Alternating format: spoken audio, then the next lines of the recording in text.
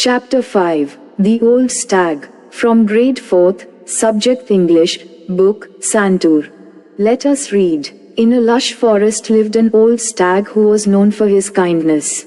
Each day, he warmly greeted his fellow animals and birds. Though the forest offered plenty of food, the stag preferred staying on a small hillock with tender grass. The hillock was covered in soft, green grass, which the old stag enjoyed. Every day, he would come down to meet his friends. And all the animals and birds loved him. One day, the stag fell ill. He struggled to reach the hillock. The stag knew that fresh, healthy food and proper rest would help him to get well soon. So he ate the tender grass and decided to rest for a while. The old stag could not go down the hillock to greet his friends. His friends were worried when they learned that the stag was unwell. They came to check on him. "Dear stag, how are you?" asked a deer. "Too weak to come down and meet you all," replied the stag. "Get well soon, dear stag," said the deer. The animals wished him a speedy recovery and left.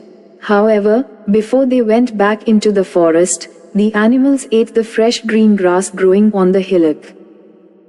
"The grass is so tender and nice," said an elephant. "I have never eaten such juicy green leaves," said a giraffe. Word soon spread about the tender green grass.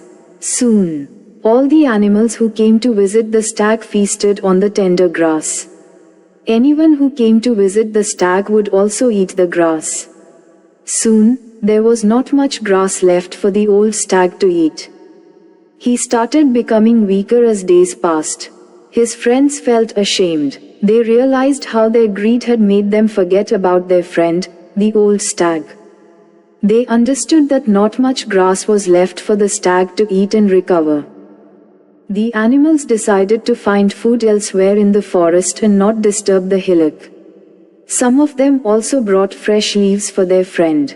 It rained well that week. The grass soon grew back.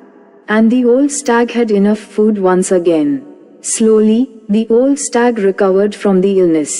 The animals learned the most important lesson: nature has enough for everybody. But we need to use its resources wisely. Adapted from the Panchatantra.